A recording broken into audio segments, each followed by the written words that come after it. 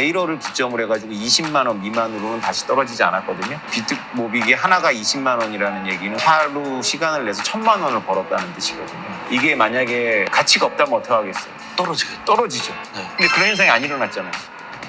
가지고 있기 때문인 그렇죠. 거죠. 비트모빌 커뮤니티의 중요한 인물들과 다양한 파트너사들의 이야기를 통해 이 세계에 대한 깊이 있는 통찰을 제공하고자 합니다. 오늘 첫 번째 이야기 오태민 작가님과 함께 시작해 보겠습니다. 작가님 나와주세요. 안녕하세요. 안녕하세요 작가님.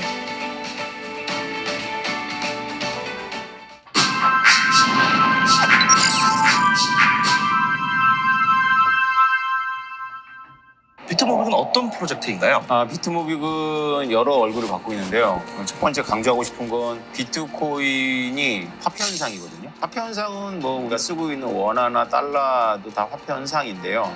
여기에는 이제 어떤 국가가 굉장히 강하게 개입을 하고 있죠. 국가가 없을 때도 사람들은 화폐를 만들어내거든요. 그러니까 국가가 없을 때 만들어내는 대표적인 화폐가 교도소나 이런 데서 네.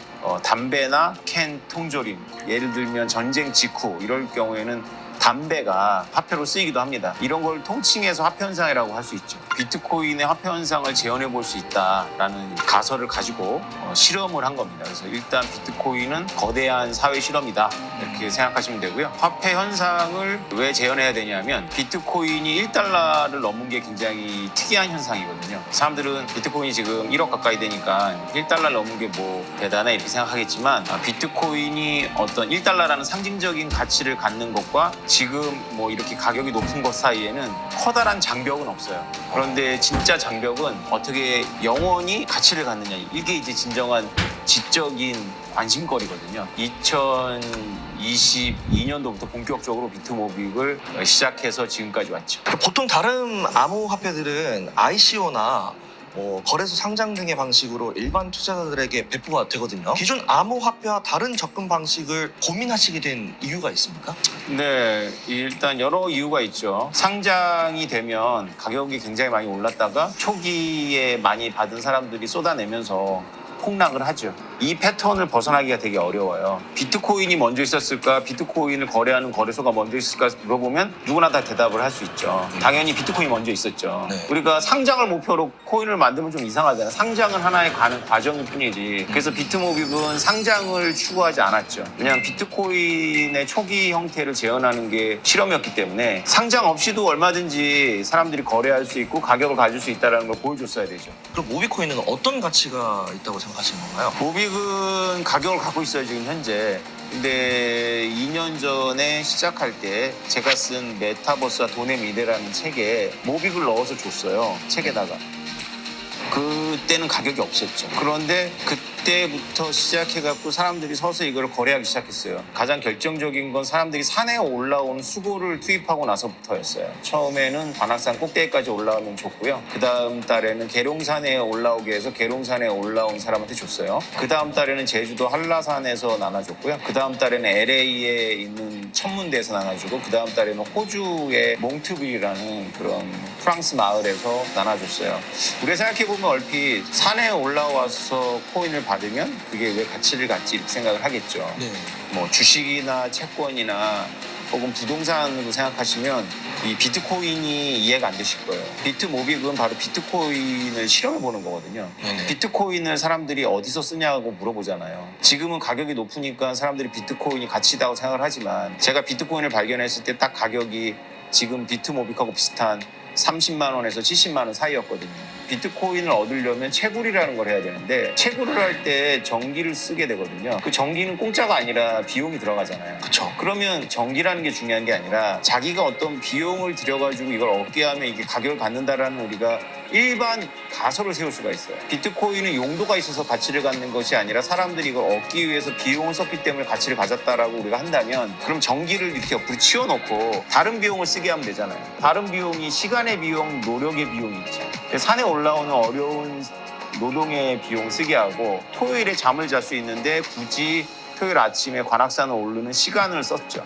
그 다음에 이제 호주까지 가족을 데리고 와야 되니까 여행 경비, 호텔비 이런 거 썼을 거 아니에요. 뭐 호텔비나 이런 거 다 자기가 즐거우라고 썼는데 사람들 되게 독특해요. 그래가지고 비즈니스 클래스까지도 비용으로 치환해서 넣는 거예요. 그래서 이 가격 미만으로는 절대 안 팔아요. 그러니까 비트모빅을 지금 어디다 쓰느냐가 중요한 건 아니에요. 비트모빅도 비트코인처럼 어느 정도 사람들한테 인정을 받고 이게 하나의 제도로 자리를 잡으면 사람들이 용처는 발견해요. 우리가 화폐를 어디다 쓰는지라고 물어보면 그 화폐를 화폐로 보는 게 아니라 회수권으로 보고 있는 거예요. 회수권. 작가님, 화폐 실험은 좀 성공을 했다고 보시나요? 그럼요. 올해 1월부로 성공한 거예요. 올해 1월에 비트모빅의 가격이 20만 원대 위에서 안정화됐어요. 그러니까 올해 1월을 기점으로 해가지고 20만 원 미만으로는 다시 떨어지지 않았거든요. 비트모빅이 하나가 20만 원이라는 얘기는 관악산에 올라오신 분들이 하루 시간을 내서 1,000만 원을 벌었다는 뜻이거든요. 이게 만약에 가치가 없다면 어떻게 하겠어요? 떨어지겠죠. 떨어지죠. 네. 근데 그런 현상이 안 일어났잖아요. 가지고 있기 때문인 그렇죠. 거죠. 그럼 비트모빅이 가지고 있는 핵심 가치나 좀 철학이 궁금한데요. 제가 검색을 해보니까 비트모빅을 파실 계획이 없으시다고. 애초부터 그랬던 건 아니에요. 저는 9년 전부터 이 비슷한 프로젝트를 구상해서 여러 기업들 설득했었죠. 그때는 기업들이 제 역할을 하는 거고 저는 창시자로서 그 기업들한테 인센티브를 받을 수 있다고 생각을 했어요. 100조 정도 규모가 될 거라고 봤기 때문에 한 1%만 받지 뭐 이렇게 생각해서 1조만 벌면 되지 않을까? 근데 회사들은 왜 내가 팔지 않는 코인을 만들어야 되냐부터 이제 걸리는 거죠. 왜 팔지 않는 코인을 만드는 것이 좋은지는 제가 이 모빅을 통해서 충분히 입증을 했어요.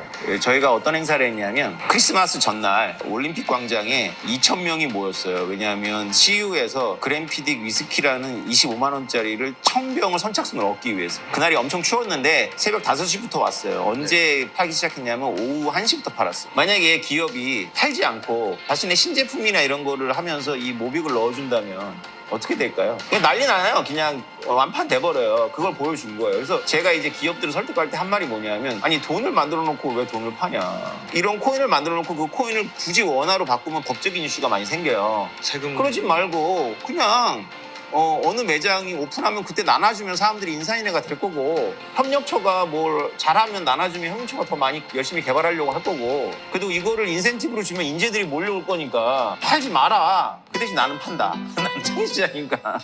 이런 생각을 했는데 이 역할을 해줄 기업이 없어요. 그래서 제가 대중들을 대상으로 할 때는 우리나라 자본시장법은 그냥 법만이 아니라 도덕이 함께 있거든요. 네. 그래서 법을 어기지 않았더라도 문제가 생기면 끌어다가 도덕적인 잣대로 이렇게 때려버려요. 문제가 안 생기면 괜찮아요. 네네. 근데 문제가 생기면은 이 창시자나 뭔가 이 자본시장과 관련한 일을 하는 사람이 수도 승리 아니면 견디기가 어려울 거예요. 저는 이제 경영이 백그라운드이기 때문에 그런 걸 많이 봤고 제 주변에도 멀쩡한 회사를 경영하다가 이제 감옥에 간 사람들 많이 봤어요. 뭐 특별한 잘못을 한 게 아니라 나중에는 안 나오면 법인카드 가지고 이제 뭐 김밥 사 먹은 거 갖고 걸어가고 감옥에 넣어요. 대중을 대상으로 하는 거기 때문에 내가 희생해야 된다라는 게 있었고 안 할 거면 안 하지 할 거면 내가 안 갖고 안 판다는 거를 선언해야 되겠다 생각을 한 거죠.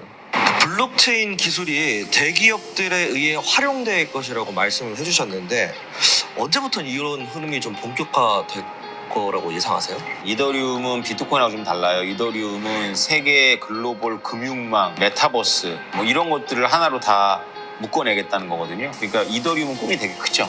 무역, 금융, 메타버스를 자기들이 다 먹으려고 하는 거예요. 그 먹게 놔둘까요? 이더리움이 지금 좀 고전을 하고 있어요. 왜냐면 야 그거를 왜 이더리움 니네만 해? 하면서 솔라나도 나오고 경쟁적인 어떤 다른 것들이 나오는 거예요. 제가 질문 하나 드려볼게요. 기술이 되는 거 봤어. 이더리움 봤더니 NFT, 디파이도 돼. 어떤 플랫폼 만들어내면. 그리고 블록체인은 상당히 발전 가능성이 있어. 그러면 이런 구글이나 이런 데가 네. 자기네 체인을 만들려고 할까요? 아니면 이더리움을 사용하려고 할까요? 자기네 걸 만들 것 같거든요. 그렇죠. 그래서 이제 기업들이 본격적으로 이더리움 같은 걸 만들려고 할 거예요. 잘 될 수도 있어요. 근데 이더리움의 장점은 뭐냐면 처음부터 아주 젊고 유망한 젊은이들이 이 생태계에 많이 들어와서 수없이 많은 어플들을 개발해낸 거거든요. 그 에너지가 있어요, 이더리움. 그러면 MS가 그거를 직원들을 데리고 그 에너지를 끌어올 수 있을까요? MS가 그걸 못한다는 걸 우리가 알죠. 왜냐하면 증명된 게 있잖아요. MS가 기덥을 샀잖아요. MS가 직원들 데리고 막 그 아이디어를 공유하는 게 깃허브를 따라갈 수가 없는 거죠. MS의 전략이면 깃허브를 사버렸잖아요. 이더리움은 이렇게 생각해 봅시다. 밑에서부터 올라오는 에너지라고 봅시다. 밑에서부터. 젊은 애들이 나 뭐 블록체인 가지고 뭐 하고 싶어. 나 아이디어 있어. 하면 이더리움 갖고 막 뭘 하거나 솔라나 갖고 막 하는 거잖아요. 여기서 대단한 천재가 나올 수도 있지만 워낙에 정신이 없어요. 방향도 없고. 근데 실제로 이게 무역이나 금융은 원래 거대한 기업들이 하는 거잖아요. 이거는 연결은 잘 안 되고 있어요. 가능성은 보여주고 있어요. 기업이 한다면 정리를 하겠죠. 가지를 치고. 그래서 실제로 자기네들이 하고 있는 어떤 무역이나 이런 거랑 결합을 하겠죠.